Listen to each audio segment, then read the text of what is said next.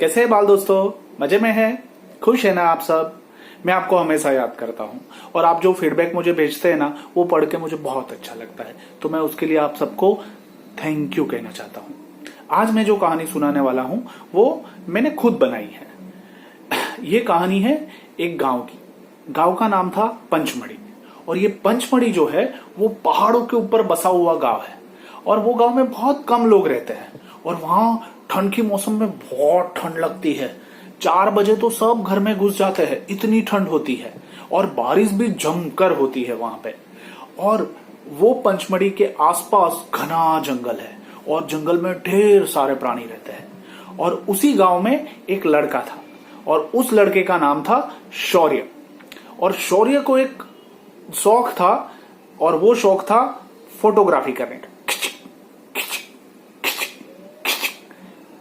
वो जंगल में चला जाता, जंगल में जाके पत्तों के फोटो खींचता, पेड़ के फोटो खींचता, पेड़ के पीछे जो सूर्य दिखता है ना उसके फोटो खींचता, उसकी जो किरणें आती है ना वो किरणों के फोटो खींचता। फिर वो कभी खाई में चला जाता तो खाई में वो जो नदी बह रही है उसका ऊपर से फोटो लेता, वो जो फॉल गिर रहा है उसका वो फोटो लेता। और तरह तरह के क्लोजअप और दूर से इस तरह के बहुत सारे फोटोग्राफ वो लेता। और उसको वो सब करने में बहुत मजा आता, अंदर से बहुत खुशी होती।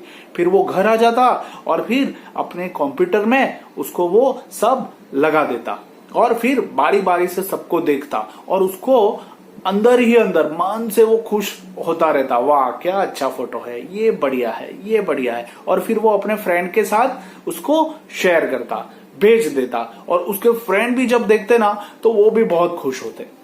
तो हुआ ये कि वो जंगल में बार बार जाता था ना, तो उसी जंगल में एक बाघ, एक बाघिन और उसके 2 छोटे छोटे बच्चे वो भी रहते थे। वैसे तो एरिया बहुत सारा था, बाघ भी बहुत सारे थे, बट वो जिस एरिया में जाता था, जिस विस्तार में जाता था, वहां पे ये पूरा एक फैमिली रहता था। तो कई बार वो क्या करता कि दूर से वो देखता कि वो बाघ है और उसके 2 बच्चे खेल रहे हैं, पानी पीने आ रहे हैं, तो वो दूर से उसकी फोटोग्राफी करता। वो कभी उनके करीब नहीं जाता। और बाघ को भी पता था कि ये जो लड़का है ना वो हमेशा आता है, हमें देखता है, हमसे दूर रहता है, हमारी फोटोग्राफी करता है और एकदम शांत रहते हुए फिर वो थोड़ी देर में चला जाता है। तो बाघ भी कभी उसको कुछ नहीं करता था। तो हुआ ये कि ऐसे दिन निकलते गए और हमेशा शौर्य जंगल में जाता, पक्षियों की फोटो लेता, अलग अलग प्राणियों की फोटो लेता और वो बाघ बाघिन और उसके छोटे छोटे जो बच्चे थे ना उसकी भी फोटो लेता। वो ऐसे खेलते थे, जब वो मम्मी के साथ खेलते, मम्मी की पूंछ के ऊपर चले जाते और मम्मी की पूंछ से ऐसे ऐसे इधर करते, तो वो सारी फोटोग्राफी, छोटे छोटे वीडियो वो सब उसको बनाता। अब हुआ ये कि एक दिन उसी जंगल में शिकारी आए और शिकारी का लक्ष्य था कि आज हम बाघ को फंसाएंगे और उसको जंगल से ले जाएंगे। और वो लोग क्या किया कि एक झाड़ के पेड़ के ऊपर मचान बनाई और मचान बना के 3-4 जो शिकारी थे वो अलग अलग जगह पे छिप गए। और मचान पे एक शिकारी आया और उसने एक बंदूक ली और बंदूक से निशाना बनाया और नीचे, पेड़ के नीचे उन्होंने कुछ खाने के लिए रख दिया, जिससे बाघ जो है वो सूंघ कर धीरे धीरे वो आएगा और उसको खाने की कोशिश करेगा।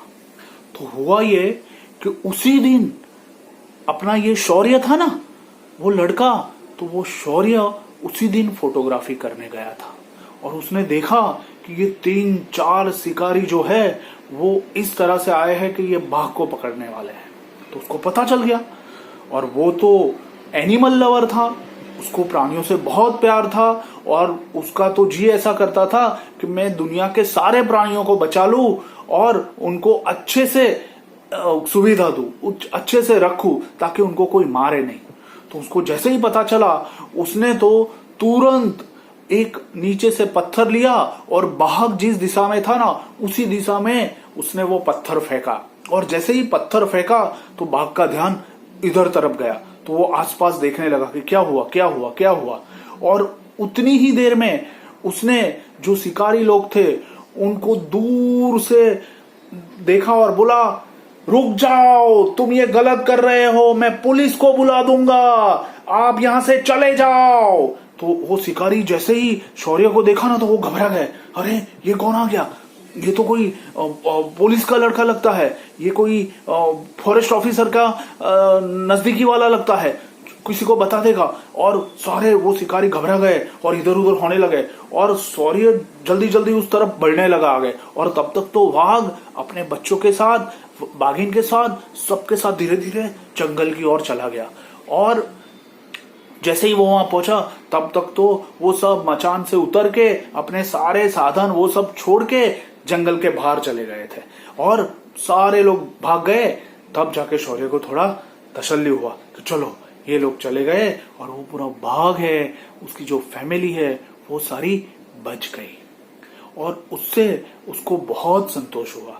शौर्य को लगा कि आज एक अच्छा काम मेरा हुआ है। और आपको पता है उस दिन क्या था? वो दिन का नाम था वर्ल्ड एंडेंजर्ड स्पीसीज डे। मतलब कि जो प्राणी इस धरती पे संरक्षित नहीं है या तो जिनके ऊपर सबसे ज्यादा जोखिम है उनको बचाने का ये दिन था। तो जोगानुजोग ऐसा हो गया, संयोग ऐसा हो गया कि उसी दिन हमारे शौर्य ने वो सारे बाघ की फैमिली को बचाया, संरक्षित किया। और फिर जैसे ही ये खबर धीरे धीरे गांव में पहुंची तो गांव में जो सरपंच थे, अधिकारी थे, उन लोगों ने सुना तो उन्होंने फिर शौर्य को बुलाया, गांव के सब लोगों को इकट्ठा किया और शौर्य के लिए बहुत सारी तालियां बजाई, उसको हार पहनाया और उसको उसकी बहादुरी के लिए बहुत थपथपाया। और शौर्य ये सब सुन के और खुश हुआ और उसको लगा कि चलो आज मुझे भगवान ने ये जो जन्म दिया है उसके लिए मैं कुछ अच्छा कर पाया। तो शौर्य बहुत खुश हुआ और शौर्य भाई की खुशी को देखते हुए सारे गांव के बच्चे इकट्ठा हो गए, शौर्य भाई को कंधे पे बिठाया और गांव में उनको घुमाया। शौर्य भाई को भी बहुत अच्छा लगा। आपको कैसा लगा बच्चों? अच्छी लगी कहानी? आप भी शौर्य भाई जैसे बनेंगे ना? आप भी कभी प्राणियों को बचाएंगे ना? है ना? बहुत अच्छा। और आपको मैं बता दूं, आज है ना वर्ल्ड फैमिली डे भी है। तो शौर्य भाई ने 2 अच्छे काम किए। एक तो बाघ की फैमिली को बचाया और दूसरा उसने एंडेंजर स्पीसीज जो है उसको भी संरक्षित किया। कितना अच्छा काम किया। मुझे बहुत अच्छा लगा ये स्टोरी कहते हुए। हम फिर मिलेंगे, फिर बात करेंगे। आपके जो सुझाव है वो मुझे नीचे कमेंट बॉक्स में जरूर लिखें।